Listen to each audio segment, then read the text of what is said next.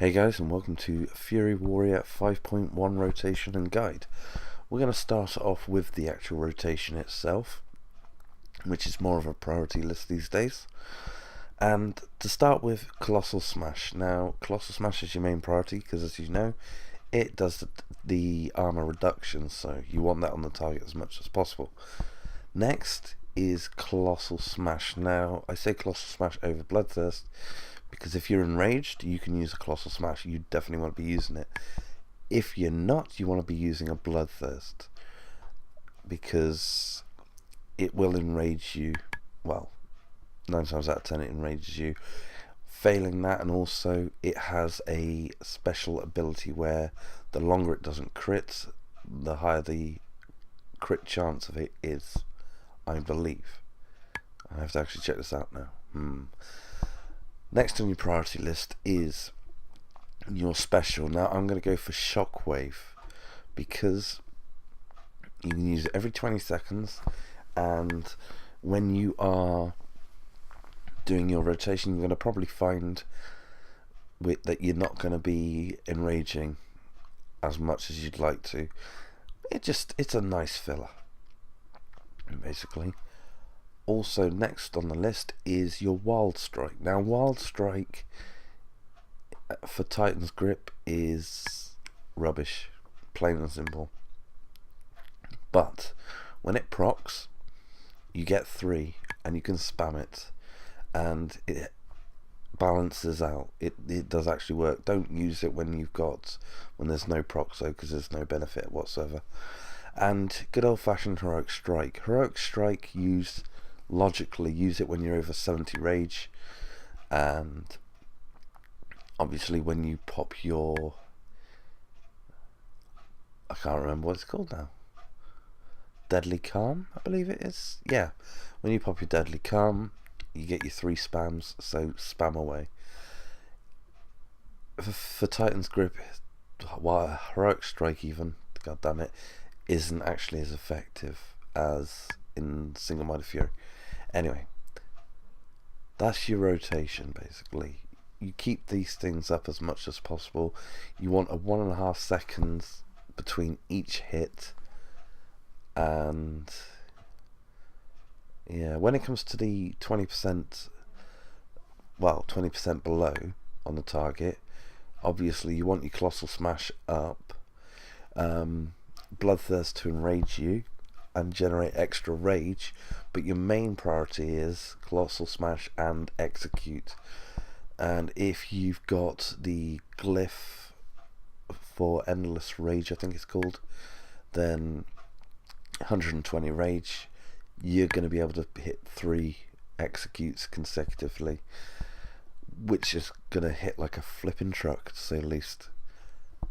So that's it. With AoE, that's a quick one I might want to chuck in there. With AoE, obviously you want to be using Whirlwind, and yeah, you want to basically use your Whirlwind. I don't know so much about Cleave. I definitely would say Whirlwind because you have an ability which Meat Cleaver, and what it does is it stacks how many targets your Bloodthirst hits. And as a Fury Warrior, that's definitely good. I think Titan's Grip personally is one of the best for AoE going. There's not much more I can say. It is pretty solid for AoE. Single targets, most of our abilities seem to be for AoE actually. It's kind of weird. So that's that. Stats: 7.5% for hit, 7.5% for expertise. You want to get as much crit as you can. Obviously strength and mastery, in that order. Haste is last as always. Now I say 7.5% for hit. That is minimum basically. That is for your specials to actually hit, make contact, whatever you want to call it. That's what they want. So once you've gotten all the others covered, now crit, you want to try and push it up as much as possible, because with a Fury Warrior, like with most classes, crit is very important. It does the most damage because obviously crit damage is higher than normal damage. As you'll know, you want your hit up because nearly 26% of it, your damage, I believe it is, 26% of your damage is actually your auto attacks. So your other damage makes up the rest. It's a very large percent, basically. So with that covered, we're going to go on to the talent tree. Talent tree, there's a lot of variation. You can choose what you want. You can adjust it how you like. It's fine. You've got, on the first tier, you've got Juggernaut, Double Time, and Warbringer. They're all very good. If the target can be stunned, you can use one. If you need to keep up on targets, use the other. Or, you can change. You can chop and change it and adjust it as you need to. Second tier, you've got Enraged Regeneration, Second Wind, or Impending Victory. Now, Enraged Regeneration isn't really necessary. Second Wind is okay if you've got a new raid team and you need to help the healers out a little bit. Impending Victory, that's probably the better one to do because it only costs 10 rage, and if you haven't got any other abilities available at the time, you can use it as an actual, just a normal attack in your rotation or a gap filler. It's fine to do. Right, third tier, you got Staggering Shout, Piercing Howl, or Disrupting Shout. Now, it depends on the situation. If you need help, if people need help CCing stuff, you can use. If you need to, what's it called? Slow, you can use. If you need to do a ranged interrupt, you've got Disrupting Shout. There's nothing really there which is going to help you. Okay, next tier, tier number 4 for level 60. This is Bladestorm, Shockwave, and Dragon Roar. Bladestorm, don't get me wrong, two-handers doing a Bladestorm is, it's amazing fun. You can put a lot of damage out on an AoE group very quickly doing a Bladestorm. But I would say, in all honesty, I believe, in my personal opinion, remember this is personal, Shockwave. And the reason for that is every 20 seconds you can lay down some damage. Now, it makes for a good filler and everything else, and you can do some quite nice damage with Shockwave.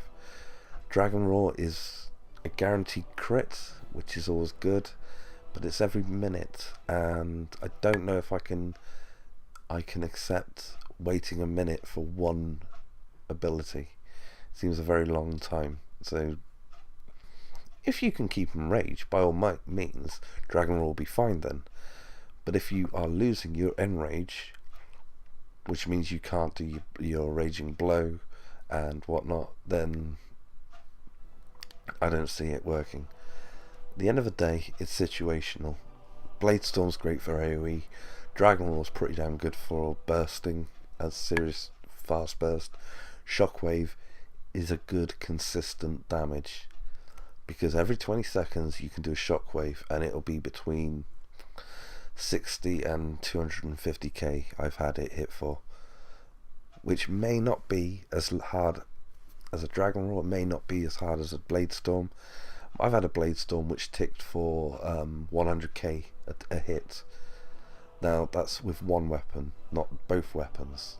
It was doing it individually, and that's over 6 seconds. That's 12 hits technically, 120k damage. Is it 120k damage? 120. I don't know actually. 1.2 million? No. Yeah, 1.2 million damage in 6 seconds. Or something like that. I don't know. It's if it procs. If you get the crits. And it's only really good with recklessness. So, as I say, it's situational. Yes, that sounds pretty good, but then if you don't do a Bladestorm without recklessness, without a trinket, it's a hell of a lot less. You're not ticking for 100k per hit. You're ticking for a lot less, basically. Next tier, for level 75s, you've got Mass Spell Reflection, Safeguard, and Vigilance. Safeguard's good for helping people out, like your tank and whatnot. Vigilance, if you need to taunt off your tank. Mass Spell Reflect, if you've got something that casts So it's down to you basically. These are opinions basically. At the end of the day, you can take what suits you or what suits your team. And then finally, you have the choice of Avatar, Bloodbath, and Stormbolt. Avatar is pretty much the one which everybody goes for. It is good, I'm not even going to argue it. It hits like a truck, and you know when you're popping it. Bloodbath, single target, I don't see it working because Bloodbath lasts for 12 seconds, and you put a bleed on the target for 6 seconds. And if you're hitting a single target with 30% extra damage as a bleed, it doesn't stack or anything, which means that you're just reapplying the same bleed. For AoE, yes, I can see that being viable, but for single target I wouldn't say Bloodbath is good at all. And then finally Stormbolt. If the target is stunnable, it does 100% weapon damage and stuns the target. If the target isn't stunnable, it does 300% weapon damage. Now, that's pretty good, and as far as I can remember, it's on a 30-second cooldown. That's pretty good. Don't get me wrong, that is, if you're going against a raid boss, every 30 seconds you're doing an offhand throw of 300% weapon damage. There are benefits to it, but do they outweigh Avatar? I don't think it does outweigh Avatar, to be honest with you. But then, as I'm saying, this is my personal opinion, because at the end of the day, there are a lot of things you can actually alter and change to suit yourself. Okay, let's get on to the glyphs finally. The last bit that you need to worry about. So the ones that I'm using are Endless Rage, Glyph of Raging Wind, and the Recklessness. So the Recklessness just extends your recklessness basically, but it reduces the amount of crit chance. So it gives you 18 seconds and you get 50% rec, in a nutshell. It's for PvE, it is pretty good, because obviously it means your bloodthirst is more likely to crit, and you get more raging blows, and they do harder, and you can have it up along with Avatar and your banner and all the rest of it. So it is good. Endless Rage is good because obviously that's an extra 20 rage, which doesn't sound like a lot, but that's an extra heroic strike, it's an extra execute, whatever. It's an extra ability basically, and you don't have to worry about hitting that 100. And then I've got Raging Wind, which increases your damage with your whirlwind. That's pretty good for AoE. If you're doing single target, may not be as viable. You might want to look at doing what's it called, the Heroic Leap. I can't remember the name of the damn thing now.